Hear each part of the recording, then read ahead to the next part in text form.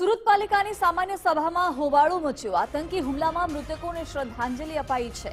આતંકી હુમલાની ઘટનાનો વિપક્ષ દ્વારા વિરોધ નોંધાવવામાં આવ્યો। કેન્દ્ર સરકાર કડક કાર્યવાહી કરે તેવી વિપક્ષ દ્વારા માંગ કરાઈ છે, તો શાસક પક્ષના સભ્યો અને વિપક્ષ સામસામે આવી ગયા હતા, જેને લઈ બંને પક્ષના લોકો સામસામે આવી જતા હોબાળો પણ થયો। એકબીજા પર આક્ષેપ પ્રત્યાક્ષેપ કરી હોબાળો કર્યો હતો।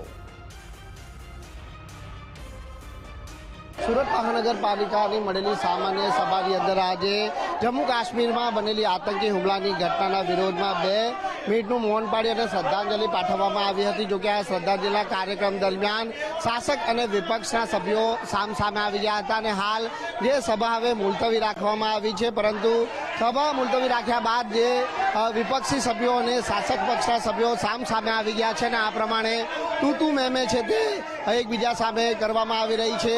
જે પ્રમાણેના આક્ષેપ પ્રતિ આક્ષેપો કરવામાં આવી રહ્યા છે। વિપક્ષના આક્ષેપ છે કે વિપક્ષી સભ્યોને શાસકો દ્વારા દેશદ્રોહી કહેવામાં આવ્યા છે અને તેને લઈને જે વિરોધનો સૂર છે તે આ પ્રમાણે જોવા મળી રહ્યો છે। તમામ જે સભ્યો છે તે અહીં વિરોધ નોંધાવી રહ્યા છે। કઈ રીતનો વિરોધ છે? આજે અમારો વિરોધ એ હતો કે જે આ 30 વર્ષથી ભારતીય જનતા પાર્ટીની સરકાર છે અને એ લોકો એવું કહે છે કે તમામ જે પાકિસ્તાનીઓ છે, બાંગ્લાદેશીઓ છે એમને દેશમાંથી હટાવવામાં આવે, તો અત્યાર સુધી 30 વર્ષથી તમે શો કેમ ઘૂસી જાય છે?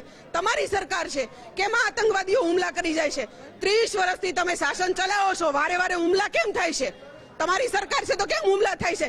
જ્યારે અમે આ કહેતા હોઈએ અને જે લોકો મૃત્યુ પામ્યા છે એમને શ્રદ્ધાંજલિ પાઠવતા હતા, ત્યારે અમુકના પેટમાં તેલ રેડાયું અને એમને એમ કહે છે દેશદ્રોહી। તમે દેશપ્રેમી છો, તમારી સરકાર છે, ક્યોને રજૂઆત કરો ને? કેમ તમારા મોઢામાં મગ ભર્યા છે? કેમ નથી તમારાથી રજૂઆત થતી? અને બીજાને તમે દેશદ્રોહી ચિત્રો છો, ખરેખર તો દેશદ્રોહી તમે છો, એટલે તમારા મોઢામાં મગ ભરાઈ ગયા છે ને કાંઈ બોલી નથી શકતા તમારી સરકાર સામે।